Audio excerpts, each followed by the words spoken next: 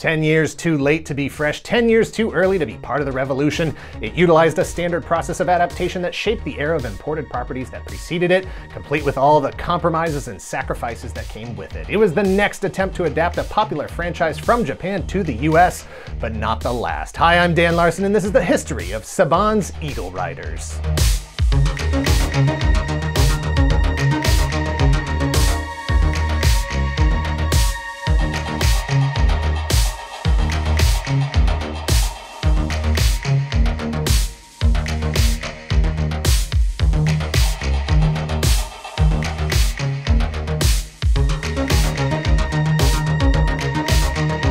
Thank you to CuriosityStream for sponsoring this video. Go to curiositystream.com/galaxymedia to save 25% right now. CuriosityStream is a subscription streaming service that offers thousands of documentaries and nonfiction titles from some of the world's best filmmakers, including exclusive originals. It's the Netflix for nerds, the Hulu for history buffs, the Disney Plus for the scientist in all of us. It's also extremely affordable at under $20 a year. CuriosityStream features fascinating true stories that are entertaining and engaging without the reality show nonsense. Stories that are covered in ways that you've never seen before. And there are new, exciting titles being added all the time. CuriosityStream is available on many platforms: web app, Roku, Android, Xbox, smart TVs, iOS, Chromecast, Amazon Fire, Kindle, and Apple TV. It's the world's first streaming service addressing our lifelong quest to learn, to explore, and most importantly, to understand. Click the link below or go to curiositystream.com/galaxymedia and save 25% right now. That's only $14.99 for the whole year.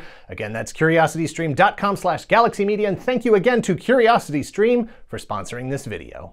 Eagle Riders is a 65-episode animated series produced by Saban Entertainment that briefly aired in 1996. And by briefly, I mean briefly. Of the 65 episodes produced, only 13 were broadcast in the US. That's an awful lot of work to flush down the toilet the way they did, but impressive that they made it all fit. Cyberkon is attacking Earth with an army of androids called the Vorak, but the Earthlings have a protocol for just such a situation.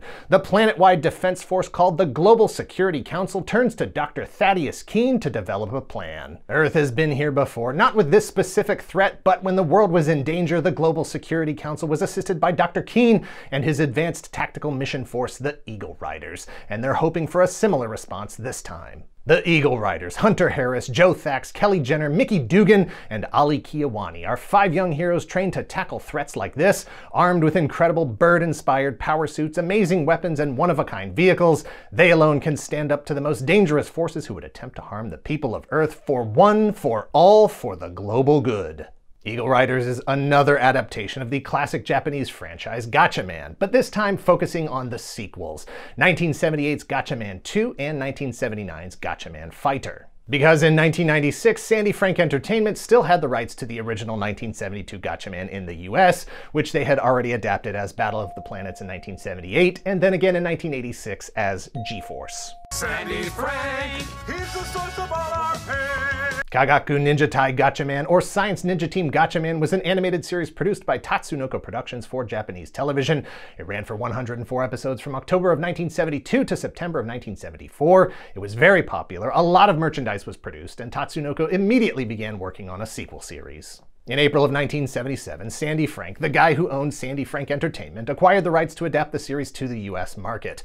Those rights included permission to re-edit episodes, rewrite dialogue, re-record voice acting, compose new music, change the names of the characters in the show, and remove anything that the US censors might find objectionable for the kids that he was targeting. Sandy Frank went so far as to write and animate new sequences to reposition Gatchaman as Battle of the Planets, a space adventure series hoping to capitalize on the popularity of Star Wars, which had taken over pop culture a year before in 1977. Sandy Frank wasn't the first to adapt a Japanese series like this for the US, and he wouldn't be the last. It was a formula that worked for television shows and movies going back to the 1950s with Godzilla, Speed Racer, Gigantor, and Astro Boy all showed up in the 60s. Even with the amount of work required to adapt it to the US, it's still cheaper than creating something from scratch. In the years following Battle of the Planets, other studios would mine Japanese television for their own properties. Go Lion became Voltron, Die Rugger 15 became Voltron, Albegas became Voltron. There were others. Yamato as Star Blazers, Macross, Southern Cross, and Mospeada as Robotech. Sandy Frank brought Gatchaman back again, partnering with TBS and Fred Ladd to develop G-Force, a more authentic Gatchaman adaptation than Battle of the Planets. In 1985, Saban Entertainment created Macron 1 from episodes of two unrelated series, Go Shogun and Tsurungle. Saban Entertainment was a production company created in 1980 by Saban and Shuki Levy. For several years, they worked with Deke Enterprises, Ruby Spears Entertainment, and Filmation on a plethora of popular shows like Ulysses 31, Pole Position, Mr. T, Inspector Gadget, and Masters of the Universe. In 1984, Saban Entertainment produced their first original show, Kid Video. In 1991, they imported and adapted the Japanese series Kyato Ninden Teiendi as Samurai Pizza Cats, using the same process as all the imported shows before them. In 1992, Saban teamed up with Fox to bring the X-Men to television, leading to an even bigger success just a year later. In 1993, Saban created Mighty Morphin Power Rangers by adapting Kyoryu Sentai Zyuranger. Zyuranger was part of a series of superhero television shows that owed a lot of their basic premise to the original Gatchaman. 5 color-coordinated superheroes with powerful suits and technology that enable them to fight evil monsters and robots. By 1996, Saban had all but perfected the adaptation process to great success. Great success! Bringing over multiple seasons of Japan's Super Sentai series as seasons of Power Rangers, from Zyuranger to Dairanger to Kaku Ranger to O-Ranger, as well as characters from Japan's Metal Heroes series as VR Troopers and Big Bad Beetleborgs, and Kamen Rider as Masked Rider.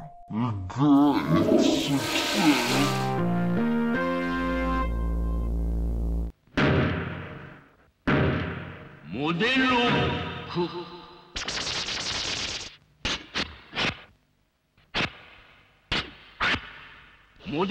発信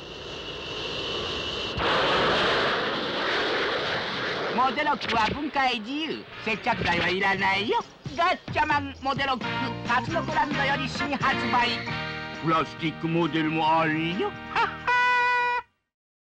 Gatchaman was an obvious choice to adapt, having been there when Super Sentai was born. Adapting animation was cheaper than a live-action series, and bonus, the characters and iconography already had a history in the US as Battle of the Planets and G-Force. But Sandy Frank still owned the rights to the original Gatchaman in the US. The obvious workaround was to skip the original Gatchaman and develop the sequels. Nearly 16 years old at the time, the animation was getting dated, but not any more than Ronin Warriors, which had been adapted to the US market just a year before in 1995. Saban was well aware that a major difference between the Japanese and US television markets is the quantity of episodes in a season. In Japan, a television series like Gatchaman can run 1 episode a week for a full year with a total of 52 episodes, or 2 full years, making 104. In the US during the mid-80s, 65 episodes became the standard for programming in syndication, especially for cartoons, which were increasingly a source of network revenue beyond Saturday morning. 1 episode every weekday for 13 weeks, 1/4 of the year without a repeat. Hitting the 65 episode minimum can be a problem when the editing and localization process removes so much of the original runtime that there just aren't enough episodes left, and that's what happened here. Saban solved this problem by using 2 different Gatchaman series to create a full US season. Gatchaman 2 aired 52 episodes in Japan from October of 1978 to September of 1979. The characters are 2 years older, but it is otherwise visually similar to the first season with new villains and technology. Gatchaman F, or Gatchaman Fighter, picks up where Gatchaman 2 left off. 48 episodes aired from October of 1979 to August of 1980, the final episode airing in Japan 16 years before Saban would attempt to adapt it to the US. Both series lacked a full 65 episodes to be used by themselves, and both contained content that would have to be removed for the US broadcast. Saban's writers had to find a way to create a narrative that not only worked for the footage that was available, but that could tie the 2 series together as a single entity.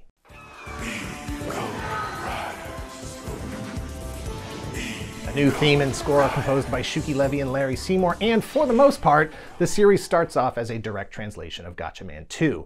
But just a few episodes in, and it quickly swerves and starts bouncing around from series to series, skipping episodes, eliminating and repurposing characters. The names of the characters that remain have been changed. Ken Washio from Gatchaman, who was Mark in Battle of the Planets, and Ace Goodhart in G-Force is now Hunter Harris. Joe Ascara in Gatchaman, who was Jason in Battle of the Planets, and Dirk Daring in G-Force is now Joseph Joe Thax. June from Gatchaman is now Kelly Jenner, Jinpei is now Mickey Dugan, and Ryu is Ali Kiawani. Their boss, Dr. Nambu, is now Dr. Thaddeus Keene, but the biggest changes go to the villains. Gel Sadra is now Malinox, and their origin is completely removed. Mass destruction events are eliminated, enemy troops are now robots. And as the show transitions from Gatchaman 2 episode stock to Gatchaman Fighter episode stock, Malinox's death becomes a transformation into a villain from Gatchaman Fighter called Count Ego Bossler, now Happy Boy in Eagle Riders. Roughly 47 episodes worth of Gatchaman 2 and 18 episodes of Gatchaman Fighter was saboned together into the new entity called Eagle Riders. The last 8 episodes of Gatchaman Fighter, which includes the final story arc, which was the final story arc of the original Gatchaman as a franchise, were omitted. We will now conquer Earth. Are you ready?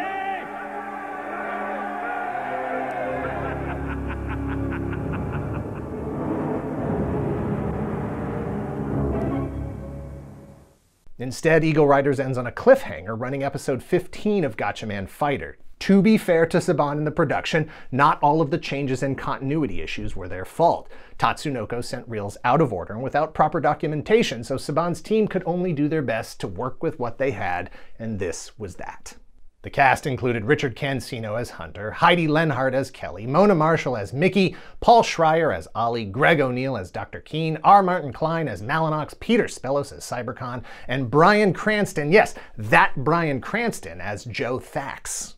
Eagle Riders premiered in the US in September of 1996, and 13 episodes later it was gone. It is possible that, despite the editing that took place, there was still a concern about the amount of violence in a syndicated children's show. A UCLA report on violence in television from 1997 cites both Eagle Riders and Dragon Ball Z as containing images of mean-spirited glorified fighting. One episode of Eagle Riders shows a hero viciously throwing metal stars in the faces of different villains. All 65 episodes were broadcast in Australia in 1997, and Fox Kids UK used it as a kickoff series, getting all the way to episode 47. In Spain, it showed up as Commando Aguila. Italy got not only a straight adaptation of Gatchaman 2, but also an Italian dub of Saban's Eagle Riders later in 2005. Saban's Eagle Riders was never officially released on home video. It is not currently available for officially streaming anywhere. However, there are clips on YouTube, and the entire series is available on archive.org. There is no licensed merchandise directly related to Eagle Riders that we could find, but if you really need a Hunter Harris figure, any Gatchaman figure will do. Just call it a different name when you whoosh it across the room. Saban's Eagle Riders is today non-existent. Saban Entertainment was purchased by Disney in 2001. However, the rights to Eagle Riders or Gatchaman 2 and Gatchaman Fighters expired in 2004. There have been multiple adaptations since, including a live-action film in 2013, but those are all related to the original Gatchaman series. Eagle Riders was already dated before it hit the air in 1996. Tatsunoko themselves released a modern update to Gatchaman 2 years earlier in 1994, and Eagle Riders was too early to be part of the rise of anime in the US in the early aughts. Look, it was a highly competitive kids' television market. Disney was making major moves to expand their influence on both cable and broadcast television. Kids WB and UPN Kids had just been established in 1995. Saban Entertainment itself had merged with Fox Children's Network to become Fox Kids Worldwide. There were a lot of factors in Eagle Riders' short US run, but the bottom line is clear. In that environment, you have to produce your best, and this was that. Saban Entertainment eventually bought back. Saban Entertainment eventually brought back... You think you're so smart? You got the words right in front of you. Bought back the rights to Power Rangers, which they ultimately sold to. Bought it back because it's a money transaction. They had sold it. They couldn't bring them. They didn't own them. They had sold it, and now they are boughting it back. Saban Entertainment eventually bought back the rights to Power Rangers, which they ultimately sold to Hasbro. Sandy Frank Entertainment's website has Adobe Flash content on the homepage and a copyright date of 2014. Anime has caught on in the US thanks to Toonami, cable TV, streaming, and shows like Sailor Moon, Gundam, and Dragon Ball Z. But Gatchaman is still trying to gain a foothold in the West. Perhaps someday someone will try to adapt it to the West as Gatchaman instead of Battle of the Planets, G-Force, or Eagle Riders.